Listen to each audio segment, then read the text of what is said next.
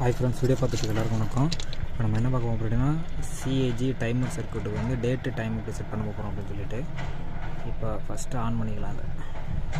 இது ஒரு control button மாதிரி, இது கண்ட்ரோல் பட்டன் மாதிரி, இது ப்ரோக்ராம் பட்டன், வேறு ப்ரோக்ராம் பட்டனு. இது டேட்டு, இது டே இருக்குல்ல, டே சேஞ்ச் பண்ணுறதுக்காக, இது ஹவர்ஸ் சேஞ்ச் பண்ணுறதுக்காக, இது மினிட்ஸ் சேஞ்ச் பண்ணுறதுக்காக. இது வந்து ஆட்டோ மேனுவல் இந்த இருக்குங்க இல்லையா, ஆன் ஆட்டோன்னு இருக்குல்ல, இது ஆட்டோ மேனுவலுக்காக இந்த பட்டன். இவ்வளோ தான் இந்த பட்டனோட செட்டிங்ஸு.